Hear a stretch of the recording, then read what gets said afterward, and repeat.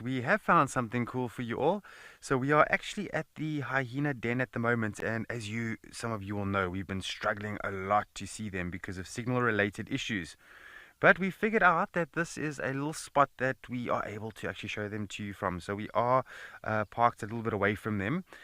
So we are quite far from them. So just excuse us if there's a little bit shake or whatever, because you are zoomed in quite tight. So there's a youngster over there. I don't know what he's chewing on. And there's an even younger one, still black in color. Look at these little cubs. They are so brilliant. And there's an adult present as well, just sleeping. Oh, let's have a look at these ones. Let's see what they're going to be doing. Look at this. They're constantly wrestling with each other. These youngsters are very, very active. Constantly wrestling with each other, biting each other. And they try to walk around, but then they easily spook and they go running straight into the hole in the mound. Like now. I don't know what's going on. The adult's quite smart there, so it just lies in the entrance of the mound with a little bit of elevation, so that the minute she opens her eyes, I'm able to see any potential problems that might be around here.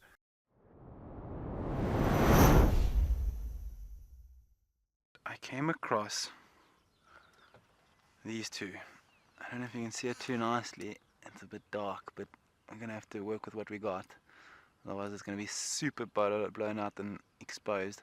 But it looks like two millipedes, two shongololo, busy mating. So it says they intertwine and the male deposits a spermatophore onto the female, which is exactly what's happening here. The female then stores the spermatophore, fertilizing the eggs when they're laid. Females can lay anywhere from 30 to 300 eggs in clusters in the soil.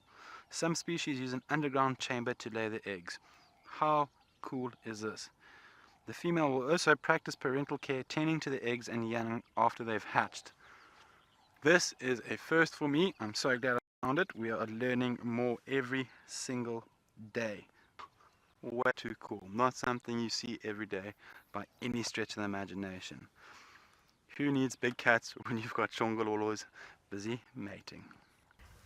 Now we can have a decent view of her, which is great because she's very kindly just sitting quietly for the moment. You can see she's licking her paws, giving herself a little bit of a crew.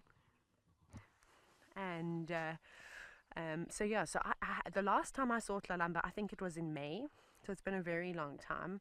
And because she's not being seen regularly, it's quite difficult to pinpoint, where she really is hanging around, because we see leopard tracks all over the show. It's quite nice with the dappled lighting on her.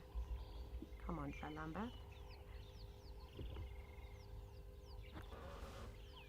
We're all patiently waiting for her to look at us.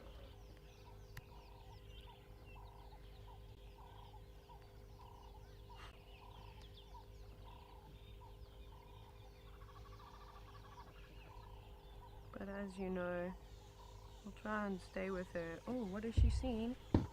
She's seen something. See the way she immediately jumped up like that? So this is what we're hoping for. I mean, we would all love to see Tlalamba get a meal.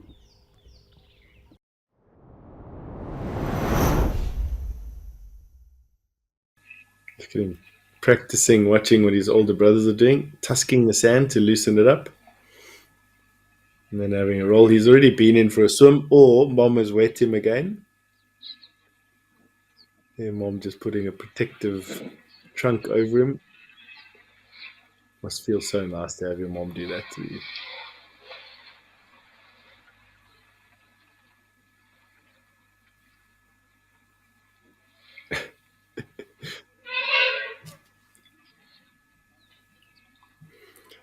For some reason, watching the back legs of an elephant always reminds me of my great grandfather. He had the same skinny legs, too much skin. Also battled with uphills and downhills.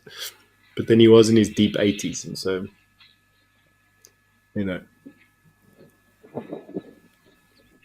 There was definitely some merit earned. Don't get too close to the side there, big guy. You're going to get knocked into the water. No, wants to go and see what's going on. See that indecision. Ears up, ears out. In older elephants, you absolutely want to watch out for that.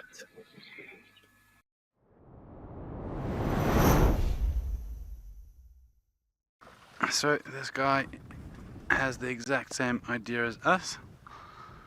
Find some shade, relax for a little bit, wait for it to get a bit cooler, and then start walking around.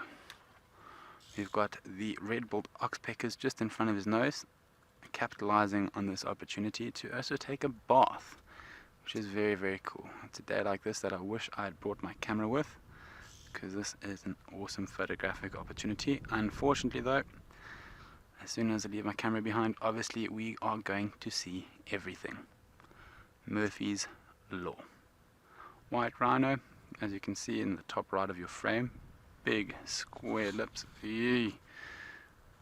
I get a little bit nervous around them. I've been charged by a white rhino I think 3 or 4 times, and he did look a little bit uneasy as soon as he saw the size of Paul's biceps compared to his leg size. He got a bit jealous, I think. I don't think he's going to move too far off in this heat because it is so warm.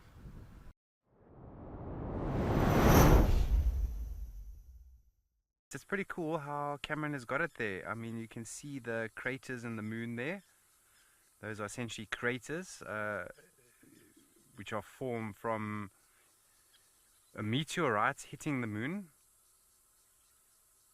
over many millions and millions of years. So meteorites are objects in the sky, or meteors are objects in the sky that float around and so on, and then when they impact the object, that becomes the meteorite.